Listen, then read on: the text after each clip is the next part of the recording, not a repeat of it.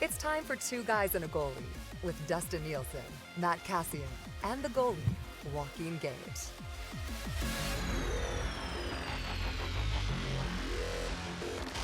Episode 6 of Two Guys and a Goalie presented by Oddshark. Thank you very much for joining us once again. I am Dustin Nielsen. The goalie, Joaquin Gage, is here in place of Matt Cassian today. Sean Bell, former National Hockey Leaguer, and he's been dying to get on the podcast, so he was happy to join us today. Belly, thanks a lot, buddy. How are you? I'm great. Thanks for having me. I jumped at the chance because I know that Gager, the only time he wants to hang out is at podcasts, so it's all over it. That's the only time he wants to see you, Gager. Do you have a response for this or what? I can't believe this podcast is already managing loads. Like, what's going on here? That's a really good point. It's unbelievable. You know what the best part is that Cass, he told us on Monday, he's like, I can't do Thursday. He never told us why. Yeah. So I do wonder what he's up to today. Yeah. Maybe he just has, busy day with his job, but I did see yesterday. I don't know if you guys saw this on Twitter, but he was at the mustard seed racing the chair chairs. race. Yeah. He was at the chair race. He race. was in full gear, so he probably injured himself. For sure, without question. He hurt himself. Oh, yeah. That's an oblique, I think, with that chair. Well, he was wearing a helmet, so at least we know he's not concussed. So that was nice to see. That's a big man in a little wheelchair, eh? Like in a wheelie chair. Like that's not. I don't think that's his actual helmet, too. He looked like. He kind of looked like Hanson Carter a little bit with that thing, just sitting on top of the head. Maybe it was to not mess up that great coif of hair he has too. Let's not get started. We hear it enough when he's here. So once again, Two Guys and a Goalie, episode 6, presented by Oddshark. You can check them out at oddshark.com, and we will actually catch up with Kris Abbott from Oddshark. He's going to give us a game of the week to bet on in the National Hockey League. Probably go to Saturday for that. But he's going to join us probably around 12:30 today if you're watching the live stream. We've got lots to get to as the opening night of the National Hockey League is now behind us, and there's definitely some stories coming out of opening night. If you are watching on the live stream and you have any questions for all three of us or any one of us, feel free to comment on it, and we will get to those as well. But Sean Bell, for anybody who's not familiar, what are you doing now? How are you keeping busy? What are you up to? I'm keeping busy. I'm coaching the OHA Edmonton Elite 15 team. We're based out of the Royal Glenora Club, and we've played about 5 games so far. We were 1 win, 2 regulation losses, and 2 overtime losses. We've had the lead in each game by at least 2 goals, and somehow in the third period we collapse every time. So are you blaming the coach, or is there more to it? Definitely blaming the coach. So how are you as a coach? Do you enjoy it? Is this something that you wanted to get into, or what? Oh, I do enjoy it. It's great. The kids try to keep you young. At the same time, you get a little bit more gray hair. Because you've been doing it for a while, right? Yeah, this is my 5th year doing it since I retired. So I'm really enjoying it. The kids are great. They definitely want to learn. And, the biggest difference for me was that at OHA, the kids all want to be players still. So they're willing to listen. When I was at Nate, it's more of a, do I really have to go that hard today? Yeah. They're a little bit better and more refined, but it was hard to push those guys. Gager, would you ever get into coaching? I don't know. I didn't really pay much attention when the coaches were talking. I just looked at the board and saw where the shots were going to come from. And that was it? And I listened to the PK, and that's basically everything else I just stared into middle distance. That's basically all my guys. That's what it is for 15-year-olds? That's exactly what it is. Yeah. Oh, that's good. You know what? Let's start with coaching because we saw something last night, and we'll get to a couple other things. We're going to play Keep It or Clip It for Sport Clip haircuts. We'll get into that, and obviously we'll have your Popeyes chicken poll question. Bell, you missed Monday. We had Popeyes chicken sandwiches on Monday. No, I heard Cassian bragging about it. He texted me actually that day. He was bragging about it. So, Gage, it was pretty good, right? Oh, it was great. Yeah, it was, I was the first to finish. Yeah, you crushed yours. You weren't even really doing the podcast the rest of the way. I got that out of the way. I didn't talk for like 15 minutes. That'll happen.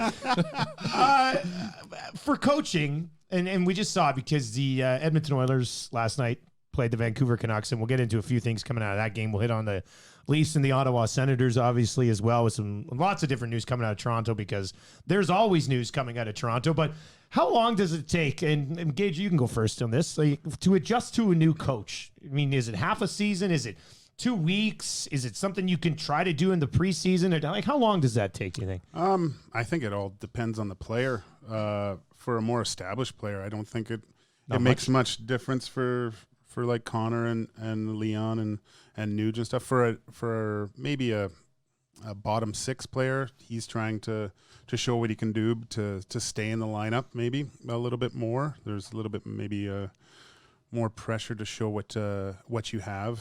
But no, when you get to that level, I don't think there's not much change between players, I don't think. Belle, what do you think? I would say for the guys that are elite talents, I don't think much changes for them. Like Connor's still Connor. Yeah, and he's still Leon's okay, Connor, yeah. and he's expected to do his job, and everybody kind of knows what that is. But I think for guys down the lineup, it's a little bit of an adjustment. Obviously, one coach is way more detail oriented, and another coach may not be. Depending on what system you're playing, there's some things that you have to learn. But for the Oilers, I think that having Hitchcock last year, who was so defensive minded, was a quicker transition to Tippett, who's also defensive minded. So it kind of like started the transition. I think almost, it definitely did. Yeah, no, that actually does make sense. Now, Gager, how different? Like everybody talks about, coach a different system. How much different is it actually for these players to go from coach to coach? Do you think? Looking at last night, I saw a lot of changes with the way that Tippett wants to do things. It like the whole 5-man unit moving up. I noticed, especially Ethan Bear. I thought a few times jumping in and getting into the right spots. Way more active on the offensive side. I know even with Benning on Connor's goal, he made 2 great plays. The first was a pinch to keep the puck in. And then he made another really good play as they were finally breaking out on the wall, and he got the puck loose and it popped to Leon. Leon gave it to Connor to go in for the goal. I thought that the way that the D-men were activating was a little bit different. I think with Hitch, there was a little bit more hesitation to jump and play a little bit more offensive, especially in the offensive zone. Sean, when a coach says, we want you to be a little more aggressive as a blue liner, probably something you want to do, but is it something that it's in the back of your head that you don't want to get too overcommitted? Yeah, I would say so. Just if you look at the way that the game's changed, everybody's jumping up in the play now, and defensemen have to be that second wave, and that's more the style that's happening. You really saw that. Tampa Bay was playing that way. Nashville was playing that way because they had a bunch of defensemen that could all skate. And, like last year when you had Hitch around, guys were a little bit more hesitant. And that might be a little bit more to the fact that his style is a little bit more old school. Defensemen stay back and, defend the rush all the time. But if you're in the NHL now, you've got to be able to get up in the play, and it makes your life way easier. Yeah, definitely. It's going to help the Edmonton Oilers, I think, and their blue line. And let's stick with that game, and then we'll definitely get to Toronto and Ottawa on some of the news in Toronto. But for anybody who's visiting Canucks Army and Oilers Nation, they want to hear about this game. And the big news actually breaking this morning is that Adam Larsson, no pun intended when I say breaking, is going to the LTIR. Blocked a shot last night. Looks like it's going to be somewhere from, anywhere from 4 to 8 weeks for a blue line that's already thin, especially on the right side, Gager. I mean, I think a lot of us, probably even here on Two Guys and a Goalie, we said, the Oilers might be all right as long as their blue line stays healthy. And now the very first game, they lose one of the guys in their preferred shutdown pair to a long-term injury. How does this change things for them? I was like going to give him crap because I thought he wasn't moving well. Man, Larsson really hasn't done much. I know. And then I come in here, I heard he broke his foot. So, oh gosh, that's the worst thing to happen to the Oilers, especially with him. I hate one of your top defensemen going down to injury right away. First game. But I mean, Bouchard's back on his way up, I guess. So we'll get a chance to see him and he looked good last year for those few games. I know he's quite young still. I liked the way that the Oilers D played last night. Really, they were moving the puck well. Smith made a huge difference back there. It was something that I heard someone say it today that Oilers goalie, there's never been a goalie that could play the puck like that. I know actually Furzy was really good at rimming it around, but he had Gretz standing at the far blue the whole time. So he's waiting up there. But I think Furzy had 14 assists one year. There was a year he was double-digit assists, maybe even double-digit more than one year. Yeah, geez. So no, it was. I thought you were going to mention yourself as a puck-playing goalie. I thought that's where you were going to go. Well, I did have a point my first game. I don't want to toot my own horn. Is that another record? Well, it might be. No, there's most points by a goalie in his first game. There's only 6 goalies that have points in their first game, and I'm one of them. Oh, I love that you knew that number. Well, I had to look that up. My other records suck. Yeah, that's at least a positive record. You're right. Okay, so that's not bad. So 6 of you got a point in your first game. Yeah. Congratulations. Thanks. Was one of them Ron Hextall? No, Tugnut was one. I remember that. He's got a few records. Remember when he stopped 70, a 73 or whatever? Yeah, that was awesome. Nuts. It was an iTech glove that blew it for him too. Really? Well, I remember that he took that slapper and the glove just bent. And he was like reaching back for it and it went in. Yeah. Oh, that's wild. Belle, they've got Ethan Bear, who looked good. He went down, but I think this is for like some sort of LTIR cap room sort of thing. So he might be back around. Then they've got Bouchard. They've got this Pearson kid who they brought over, who he doesn't have any NHL experience just yet.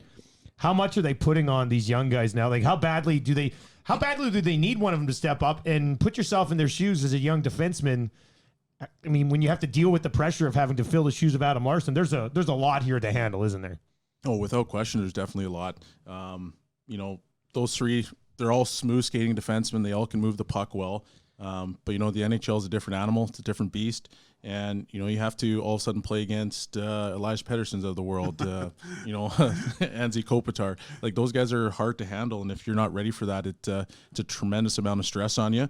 But, for those guys, I think that they're savvy, crafty enough that they can do the job and they can hold down the fort. And just hopefully Larsson's not on the long term for an extended period of time. Yeah, hopefully he's back by, well, in this case, I'm going to say sometime in November, I think would probably be best case scenario for Adam Larsson. A couple other things from that game, and we'll get on. Actually, you mentioned Elias Pettersson.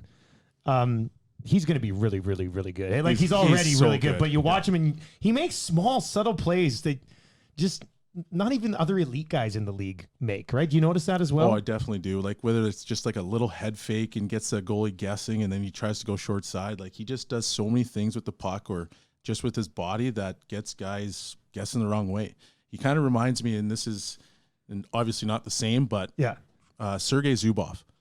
I remember I was in Dallas one year for training camp, and I watched Zubov with the puck, and he would do these little head fakes, and forwards would be on the forecheck going as hard as they possibly can at a guy, and he'd give you a head fake, and then they would just loop off. And I'm like, well, how did that work? Because like if I'm going to try this myself, I'm going to get put into the 15th row of the airline center, right? So I couldn't figure that out, but he does the exact same thing. Just like so subtle. Gage, from a goalie's perspective, when you've got a guy like that that's that shifty, always keeps you on your toes. I would think it's got to be frustrating. It's awful to play against guys like that because they see the ice so well. And I mean, he should have that save that Smith made on him in the second was unbelievable, and it was quick on his stick off, and Smith barely got like the blade of his skate on there. But he sees the game and the ice differently than most guys do. Everything's in slow motion for him. Is that save that you're talking about there when Larsson got hurt? He blocked that shot and then it was a marathon shift. No, towards the end. It was in the second period, I think, when the puck popped out to him on the left hand side, and he just quick little wrist rate, and Smith kind of jumped over. With his foot. He got it with his foot. Barely got it with his foot. He got tackled after, and he looked skyward when he didn't score there. But I was shocked at that. What's his first name? Hughes. Quinn Hughes is an unreal defenseman. He's pretty slippery. His brother's better than him? Yeah. Oh my God. Yeah, I know. That's why his brother went first overall. That's ridiculous. He's really good. Like I was going, what's he doing playing D? He's so little. Yeah. But no, I liked watching him last night. It's funny you mentioned him because there's a couple of times he was down low offensively, and I was like, who's this shifty little fucker? Yeah. And I looked at his number and I was like, oh, that's Quinn Hughes. Yeah. What's he doing down there? No. Like for a guy who's just breaking into the National Hockey League, I thought his confidence was through the roof last night. I hate to, like, I did actually mention I thought Vancouver might surprise some teams this year. They were really, that was a really good game to watch. I as a fan, and especially for an Oilers fan, that's a great first game to watch. Well, what would you look at for in a young defenseman to make you think he's ready? Like I watch Hughes, and there's no, they're rushing this guy. Like he looks like he could be a 40-point defenseman as a rookie. Like there's just another confidence level with these kids. You know, they're not afraid to try anything. And that's the biggest difference now than before. Like, you know, coaches are now saying, okay, well, what got you to the party? And keep bringing it. And that's what they expect from you every day. They don't expect for you to all of a sudden try to change your game when you've got there as a skilled guy. And now you're going to be a defensive defenseman. That's more of a Constantine type thing to do. But, for these young kids, like when they come in and they move the puck and they're shifty, slippery, they just come with so much confidence. I just think it's hard to ignore. Yeah, he's going to be phenomenal. He had a couple passes that I thought were dangerous, but he just had so much zip on him that they went exactly where they needed to be. And I was just, he's if not already their best defenseman, by the middle of the season, he'll be their best defenseman. How do you, as a coach, though, how would you rein some of that in, maybe, if they're trying to do too many toe drags at the blue line? Well, I mean, if there's like, hey, how many turnovers do you want to give? Like, if there's 3 or 4 turnovers, you might have to come down the bench and say, hey, like, maybe try to just get that one deep. So time, a little bit of a leash, right? but not a very long one. Because, generally with those players, they're going to make that mistake, and then they're going to quickly learn, okay, well, maybe I can't do that at that time and got to change it up, and they'll figure it out pretty quickly. Go sit with Joaquin down by the end of the bench is usually what the coach says. Yeah, you can start warming my feet up here. It's cold. How would you pass the time at the end of the bench there, Gager? I mean, were you just like intently watching the game, or did you sneak a book out in the corner? Or there was a few things. I checked the talent in the stands a little bit. That was always seeing what was available. And it depended on the game. Like I mean, I had the best seat in the house, so most of the time it was unbelievable to be sitting there watching such a great game. But did you ever have the hot dog in the glove? Never did cameras? that. No snack at all ever? I don't believe that. I chewed tobacco. That was bad. I don't do it anymore. You just sit there and chew by yourself in the corner? Yeah, you just spit it on the bench too? Well, I spit on the ice, and I forget the linesman. He was having none pissed off at me and told me to stop. And then that was sometimes it depended where you were. Like in Toronto, you're sitting basically with the fans and people getting drunk, and by the third period, they're just yelling at you and stuff and just reek of booze. It's brutal. Hey, at least they knew you were there, Gage. Well, they knew my name, but then I realized my name's on the back of the jersey. Yeah. And they're also pronouncing it Jag. Oh, yeah. Just butcher my first name, but yeah. You're awful, Jag. What is going on with this guy? The best was the guy that called me Gage off. But I was playing at that point. Gage off, and I remember coming off the ice, and he goes, Gage off. And I go, I'm not Russian. He goes, no, get Gage off the ice. And it was a home game. Didn't you tell me the story? You haven't told this story on the podcast yet. So while we're talking about you getting heckled, was there not I thought you told me one game you come back to Edmonton or whatever, and then it was during the anthem and you heard somebody when they were like introducing you. Oh, no, I remember when I came back the second time, and we were playing the Senators. This is so good. And I'm all getting ready, and before it was like Tommy Salo, yay, Tommy. But then they announced my name, and you could hear the fans just go, oh. Oh my God, really? Jesus. Joaquin Gage. How'd you do that, Gage? We lost. Oh well. 3-1. They shouldn't have put all that pressure on you. Yeah, 3-1. It wasn't just a shot to the confidence. It was terrible, man. All I said, just stop the first one. Just stop the first one. So hey, that would be a pass nowadays in this city. Well, that's true. We had actual NHL goaltending last night. Yeah, we'll get into that for sure. But Belle, what about you being chirped at any level? I mean, I've been chirped a few times, but the best one I ever saw was in Omaha when I was playing with Dallas's farm team, and Scott Ferguson was on the team.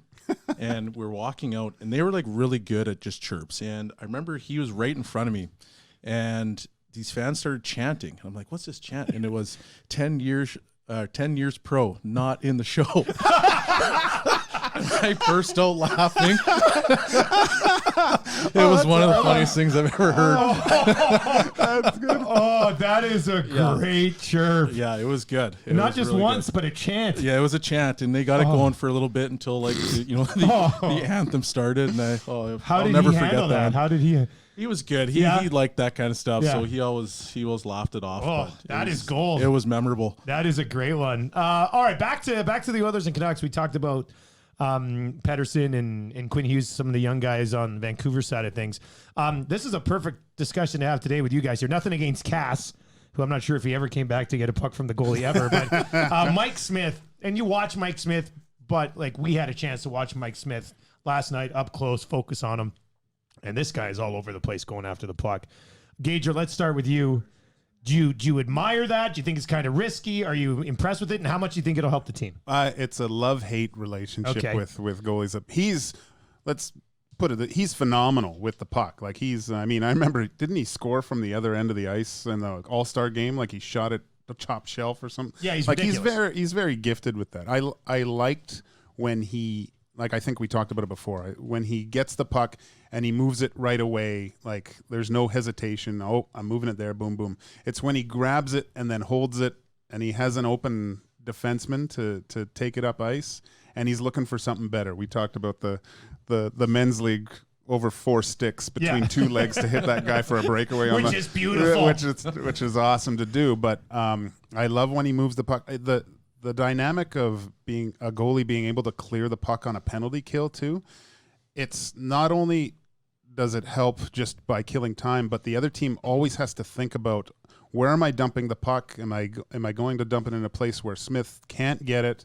And it just creates another tool that the Oilers can use on the PK. Like for a goalie to clear the puck on the PK, and it's so frustrating for the other team when the You're goalie trying to dump it in and get it, and the goalie plays the puck and gets it out of there. You know, I think I said this before. We're gonna have a couple giveaways with Smith, and they're gonna result in goals for during the year. But I think the good definitely outweighs the bad. Sean, how long does it take to get used to something like that, and how much can it help you if executed properly?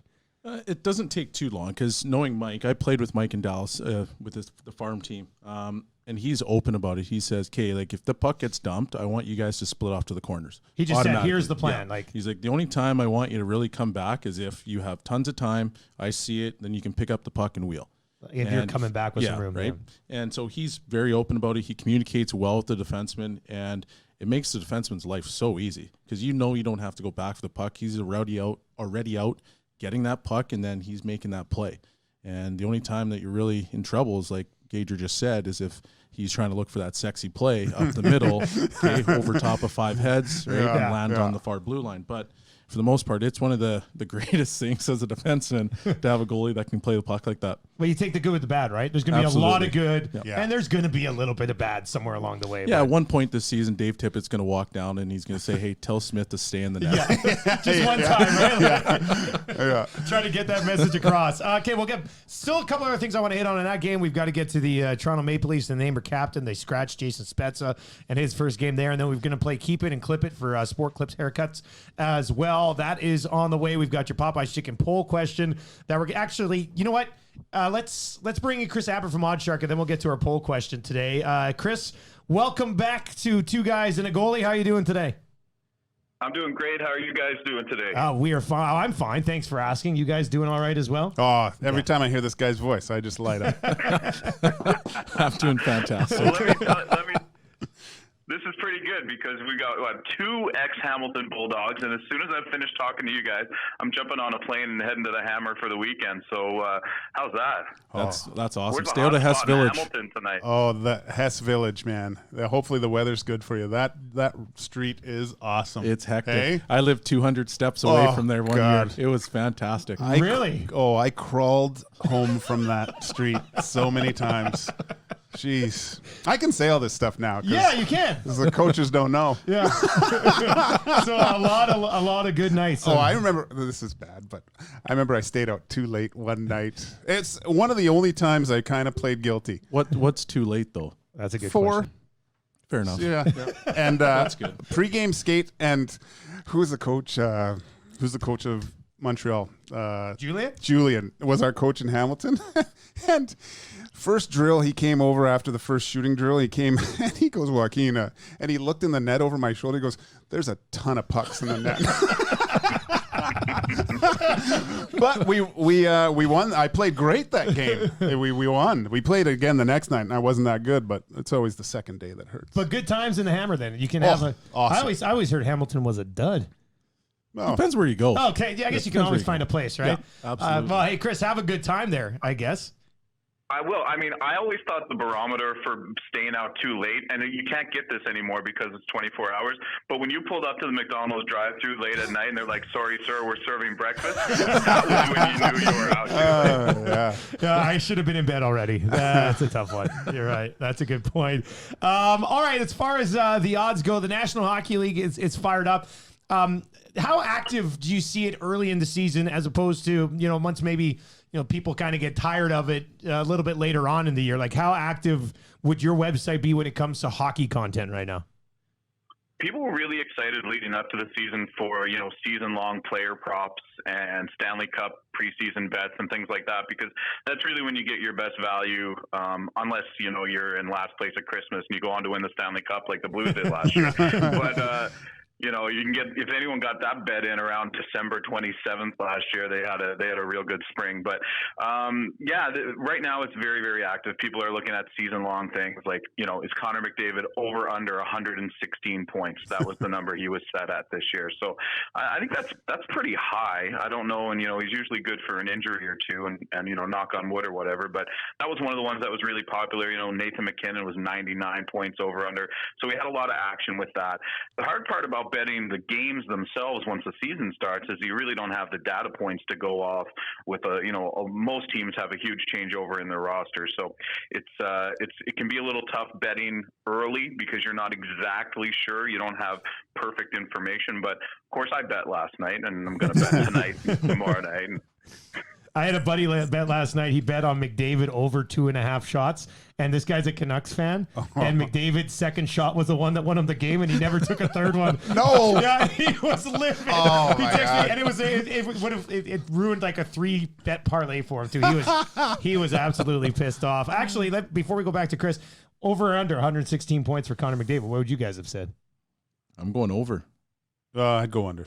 Yeah, I went over. I had him at like 124. He had 116 last year in 78 games, right? So I think he's going to get 118. Really? Oh, so just over. Just over. All right. And Kris, what would you got? You would have taken the under? I would have taken the under, man. We're not far removed from seasons where nobody got 100 points. So, that's true. Scoring has been up a little bit. Like Kucherov's number was stupid too. So I tend to shade to the under with those. I mean, obviously Connor McDavid is arguably the best player in the world. If he stays healthy, he could probably do it. Are the Oilers going to score a whole lot of goals? We'll see.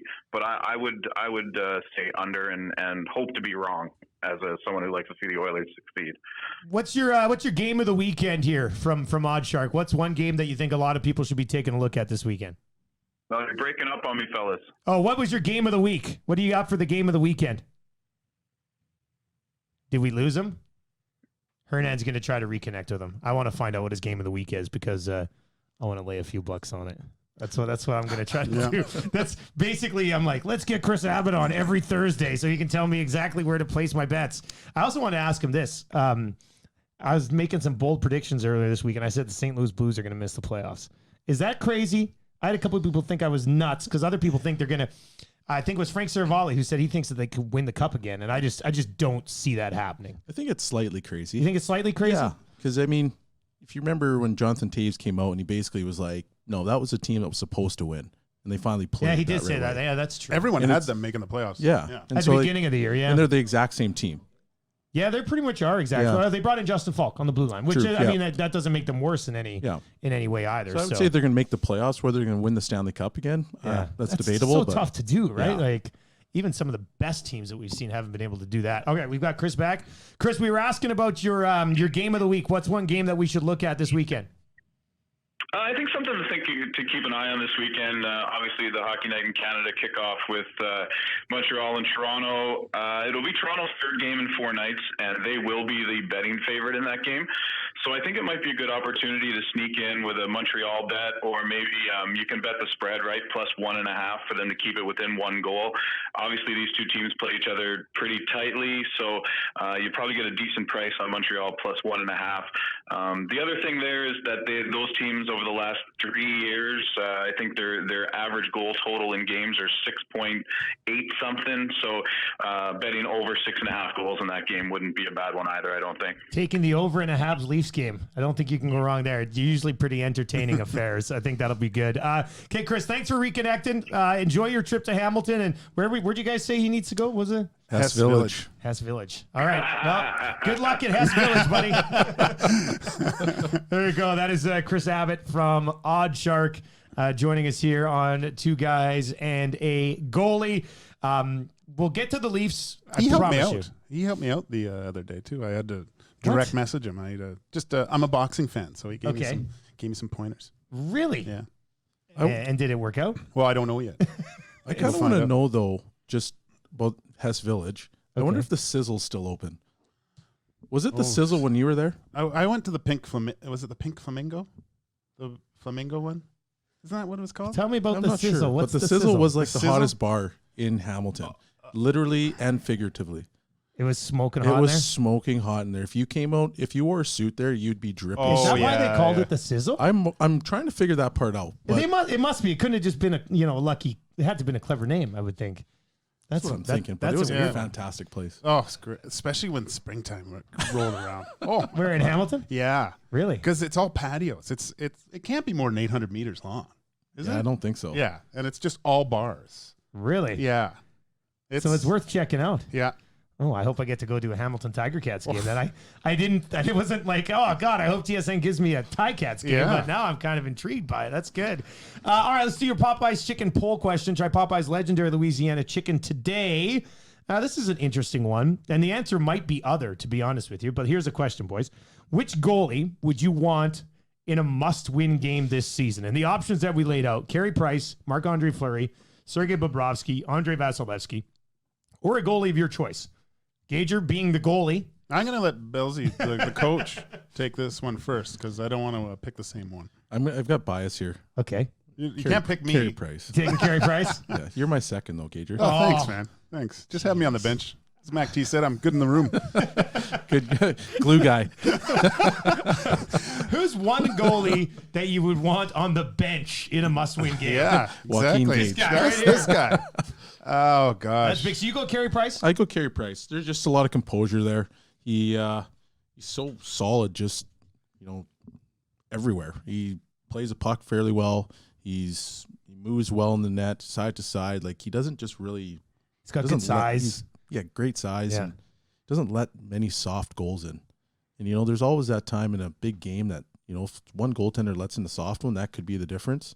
And I just find with Carey that you don't have that. I feel like with Carey Price, and there's a few guys that do this in their sports, but I think that Carey Price makes the goaltending position look easy. Gager, do you get that sense when it comes to Price?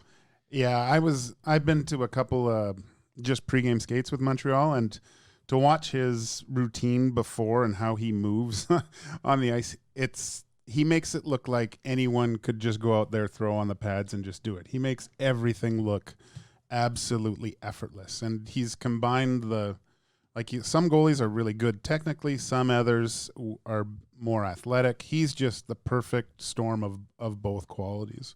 I find he's fantastic goalie. So you said you were going to take a different answer than Sean, though. So who you going yeah, with? Gosh, I'm if you're going to pick Price, the only other goalie I think that you can go up against Price in a one game win is Jonathan Quick. Oh, really? Ooh, Yeah, nice off Quick, the board. You'd still take Quick, even at like. Well, I'm thinking his hips are fine and everything's good.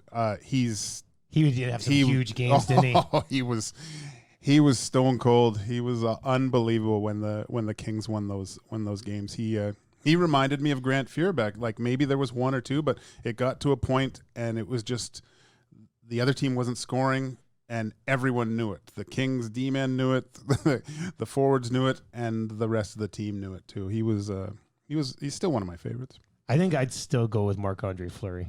Yeah, I think and I know he's I like Carey Price. I like the Carey Price answer.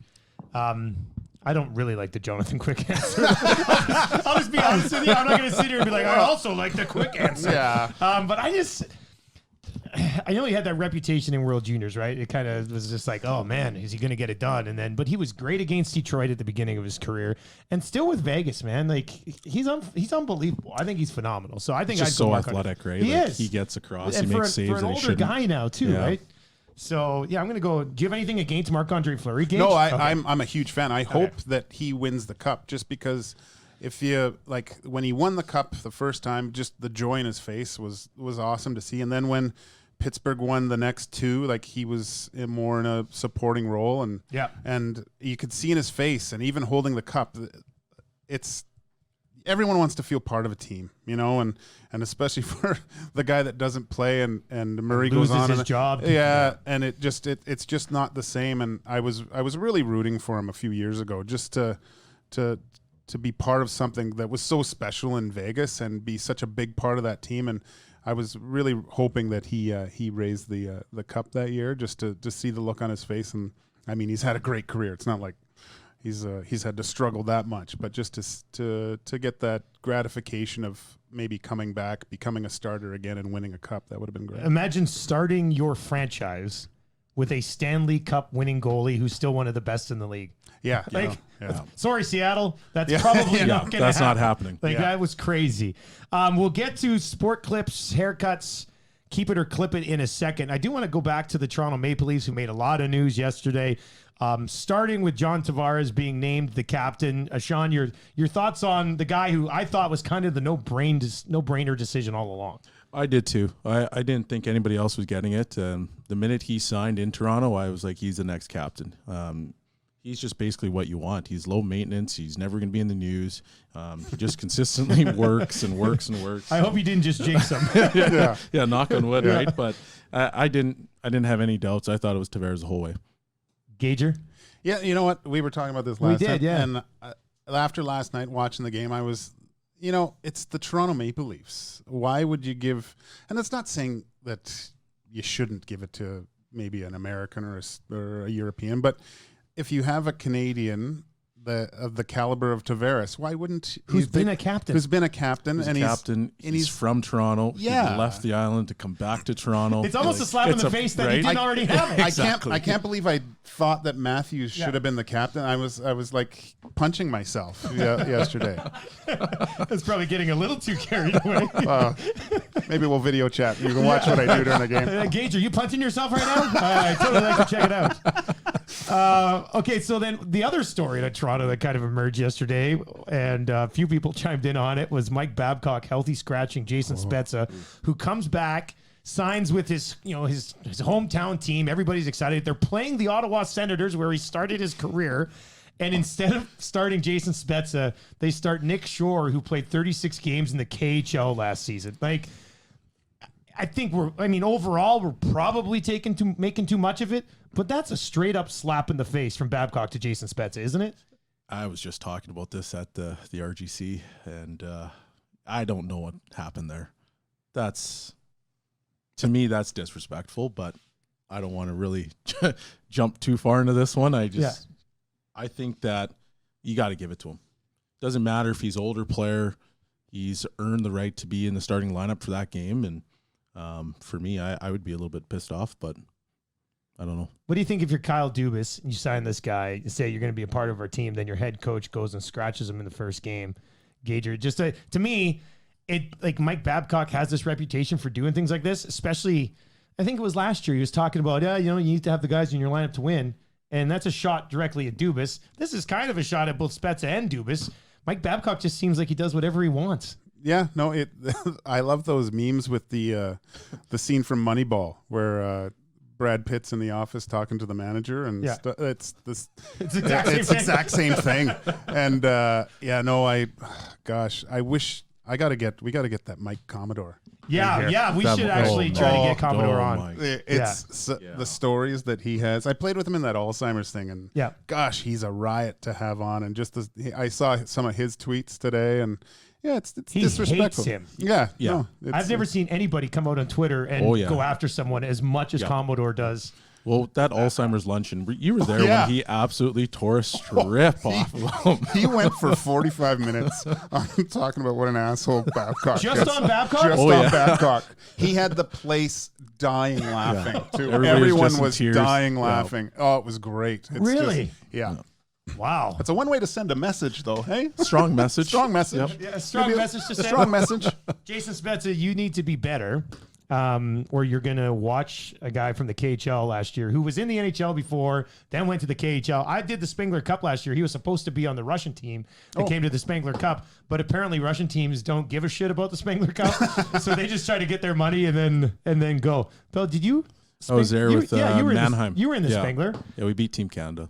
Did you really? No big deal. Did you win the entire thing then? No, we lost. Oh, We lost 2 straight after that. But still, you beat Canada. Yep. That was with like Ryan Smith, like lockout year. Oh, geez, you beat them. Oh, no way. We brought in Pominville, a couple guys that were Nick Bonino. Yeah. But they were loaded. We ended up winning. That's because they just got off a flight, but that's okay. Yeah, you take the win. And then actually, you lose the other 2 games, and then you can actually hit the party tent for a little bit, which isn't the worst thing in the world. Play against Davos. They have Patrick Kane, Joe Thornton. No big deal. Still won, though. And how about that? The Spengler Cup's always awesome, but that even... it's a great time. You know, Spezza was my roommate, too, Team Canada. Really? As a 16-year-old, he came and when he was with the Olympic team. Yeah, he was still playing junior. Yeah, but he was 16. He was toe dragging men, and having them on the other side of the rink. He was phenomenal. Just the biggest toe drags. Oh my God! Just from one side of the ice to the other, just all toe drag. He toe dragged like 3 guys, and he was a 16. In one toe drag?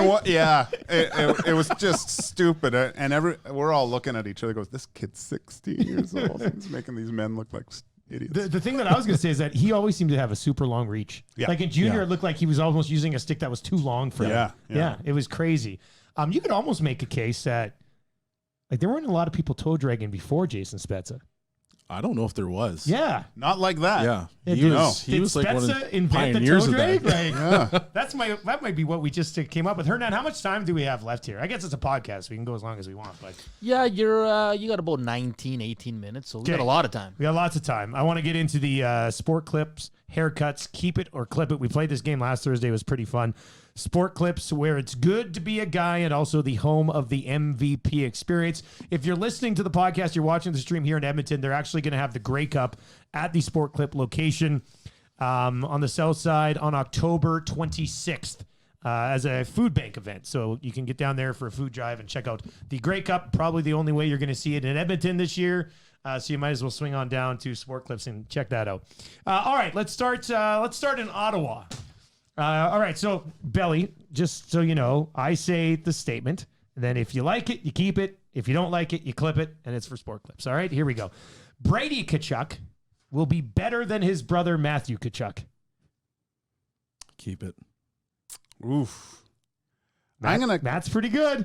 Yeah, I'm gonna clip it this year. Yeah.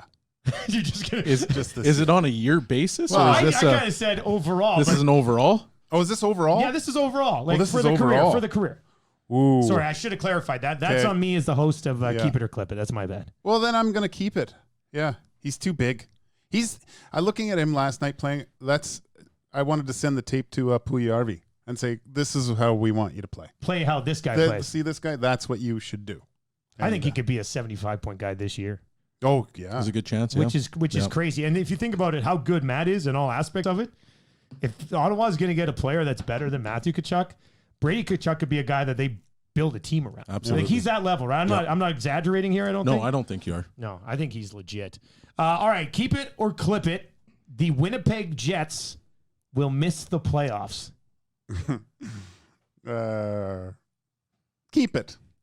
Yeah, I don't think they'll make it. Do they get Bufflin back? That's a good asterisk. I'm going to say no Dustin Bufflin back. Ooh. I'm going to go clip it. You think they make it still? I think they're still going to make it. They've just got too much firepower up front. Yeah, they've got a lot of guys. I think I saw today Nick Ehlers is going to get the first look this year with Scheifele and Wheeler, which then leaves Connor and Laine in the mix there as well. Yeah, the lineup they were skating with. It's pretty ridiculous offensively, but that blue line has been absolutely torn apart. But if they win game 6-5, well, that'd be fun to watch. Yeah. It would also mean a tough season for Connor Hellebuyck. Yes, it would. This is where he earns his money, right, Gager? About time. Yeah. Yeah. Been cruising around behind that Winnipeg Jets team. Of goalies with great decor. All right, here's an interesting one. That wasn't a shot at all, was it? Do you have one decor that you really loved? Oh, I love them all. Oh, I love them all. This guy now dropping hot takes and then backing off of it. All right, this is a good one. I like this one. Mike Babcock will not be the head coach of the Leafs next season. Keep it or clip it. I'm gonna keep it. Yeah, I heard a guy a couple years ago talking about Babcock in Detroit, and the one thing that helped him, I think, was just being he had an older established team that could kind of shrug off some of the stuff he does. The Leafs are younger. It's a different time for kids. I think that's kind of stuff that he pulls is going to wear really thin this year, and it's going to eventually wear these guys out. He's done. If they don't win, he's done. Bell, what do you got? I agree. Keep it. Keep it? I think if they don't get past the first round, it's over. If they don't get past the first round, he's done. They got to avoid Boston at all costs. There's no way. A team just gets in their head, right? Yeah. They have a Tampa Bay type season, and Brad Marchand runs them out of the playoffs in 4 or 5 games. God, yeah. That would be extremely frustrating once again. Here's a question then. Let's just follow that up with the Leafs. What if they make the conference final and lose? And his contract's up here. Right? I think you give him a year. You give him one more year, Yeah. say here's To a see if you 2-year can build deal, upon it. and Yeah. maybe something that you could do there. Gage, you think he'd get Yeah, another year? no, yeah. So that would be like to earn a contract level, get back to get to the conference final. Yeah, you need to go to the conference Which is a huge step because they haven't even got close. So, no, that would be good. All right, this question, I wrote it down differently than I'm going to word it. Leon Draisaitl will score 50 goals again this year. Keep it or clip it. I'm going to go keep it. If he Whoa. plays the way that he played yesterday, man, he was good. He was yesterday. unbelievable yesterday. Man, yeah, I'd say keep it too. Someone needs to check his urine because he's a beast out there. Oh my gosh, he played like he was so physical. I watched him in preseason. I couldn't believe how he was manhandling, and he was doing that in a regular season game. Yeah, He reminded me of Yager. How he was able to get a guy right on his arm, and he would just hold him off, and guys couldn't move him. Yager was the exact same way. It was Mike Smith after the game who was asked about Leon Draisaitl, playing your first game with Connor and Leon, and he described him as a mule with really, really soft hands, which kind of makes sense, right? Like he had people hanging off him, and he just makes really smart plays. So you guys both think he'll score 50 again, which is very impressive because in the last 7 or 8 years, Ovechkin scored 54 times, and Draisaitl is the only other guy to do it. So that'd be huge. You watch him play; he's looking to shoot.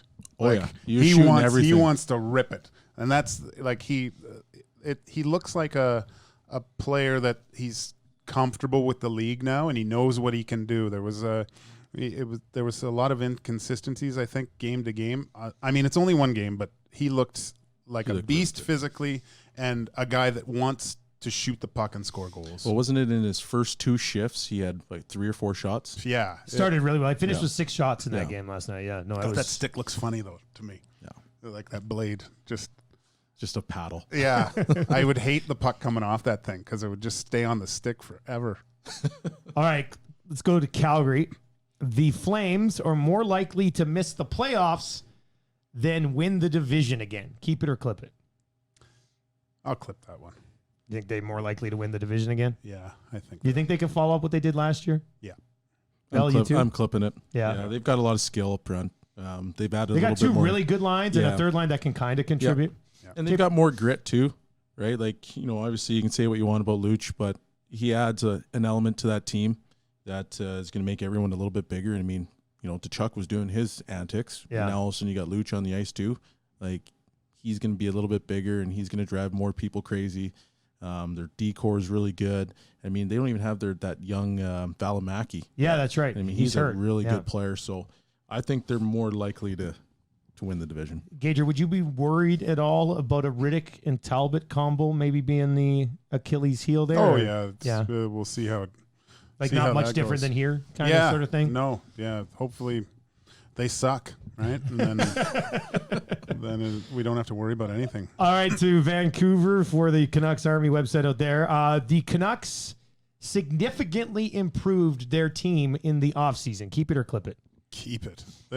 You think they're way better? You really like them, don't you? They're big. They're strong. They were good last night. I was shocked how good they were. You know what? The Oilers last night, I thought were the better team for about 10 minutes. Yep. And then from when Vancouver took over about midway through the first until they scored the goal that went up 2-1, they were the better team on the ice. And then the Oilers stars took over and Smith kind of shut the door. But Belle, what do you got? You keep it or clip it? I'm going to keep it. I think they're better. Adding Myers on the defense is huge, to go along with Tanev, and you have Hughes as well.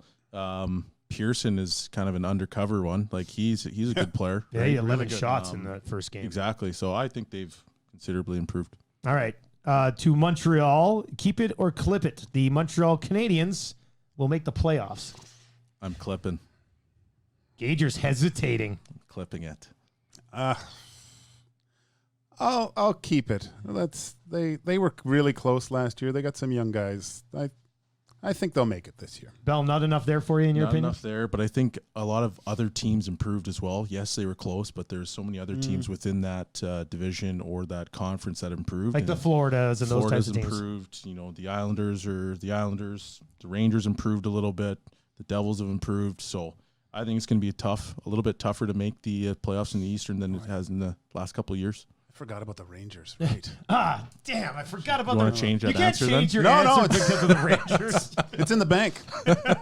All right, and the Red Wings are also one of our websites here, Red Wings Nation. Let's start with a rather generic Red Wings question, then we can dive into them a little bit more as we work our way through the opening month of the season. But the Detroit Red Wings are heading in the right direction. Keep it or clip it? What direction? Well, I mean, towards eventually being a playoff team. Or do you think they're still kind of leveling off and trying to find their way?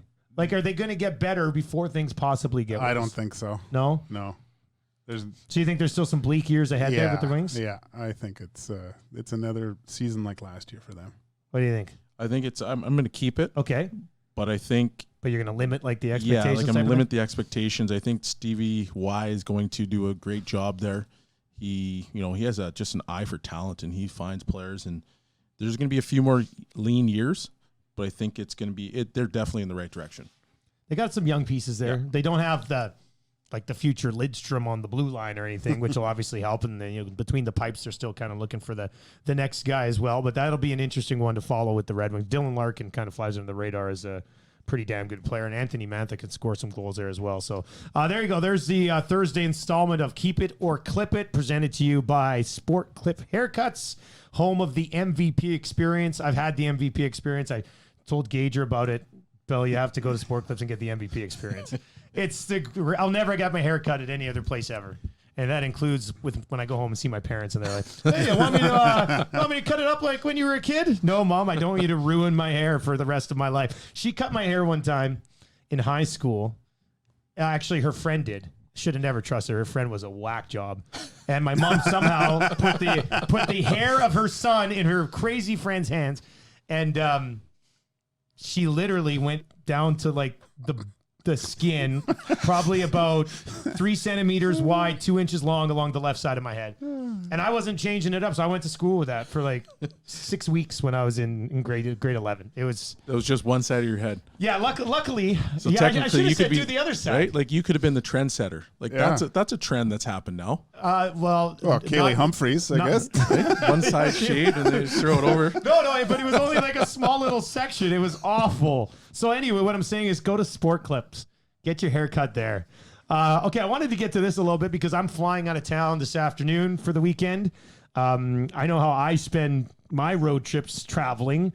Gager, did you like getting on the bus or the plane? Were you a big travel guy? And what was your go-to? Well, there was a lot of go-tos, but the one I really liked was going to Morton's Steakhouse in the States. Okay. That was great. Oh, it's a chain, kind of like Ruth's Chris, whatever. And I'd get the oysters Rockefeller, a Cajun ribeye, and then the Godiva chocolate cake that you had to order like 45 minutes before because they had to make it. And you cut this thing, and it was like it would bleed chocolate. It was just great. Oh, it was awesome. And then you'd climb home at 4 a.m, crawl home. No, I would get in early at that point, but I'd roll home after. Roll you right in. Yeah. Oh my gosh, it was great. Belle, what about you for road trips? Loved Fogo de Chao. It's Okay. a Brazilian steakhouse chain in the States. Yeah. And it's basically almost exactly like Pampa. Okay, so they just keep it coming. Yeah, like they keep it coming, but it's like, no disrespect to Pampa, but Fogo's way better. And, I guess Pampa won't be a sponsor of the podcast anytime soon. Sorry, Thanks, guys. Belly. Sorry. Actually, that brings us to your story. How much time do we have, Hernan? Oh, we got enough. We got about 5. Okay, because I want to hear about the time Gager saved a life. Did you? Yeah, I didn't know you know this about me, Billy, but I'm kind of a superhero. The floor is yours, Joaquin Gage. As I was telling Dusty, I was thinking about maybe joining the fire department, so I went and did all my stuff at Nate and got all my certificates and stuff. And last spring, my family, we went to Pampas for dinner, and my father-in-law started choking, and so I jumped across the table and gave him the hind lick, and food came flying out. Finished them. It was the most uncomfortable meal afterwards because everyone was like, my mother-in-law's basically crying, my wife's like freaking out, the grandkids they stopped eating. I'm still eating, and my father-in-law's still eating, and we're just like monitoring his intake. And then it was, and then I was more mad because the staff came out. Are you okay? You okay? And I was like, sweet, we're getting this for free. Did you get it for free? No. But then the best part was the next day, and my father-in-law phones me, and he says, "Hey, Joaquin, and he's really soft-spoken. Thanks for saving my life. You're back in the will." So, yeah, Oh my God. saved my father-in-law's life. Great guy. You know, I was thinking about that as you're telling that story, and I don't know how you could have continued to eat. I know. Like that blows my mind. You know what? Saving lives, it's hungry business. It's hard work. It's hard work, you know.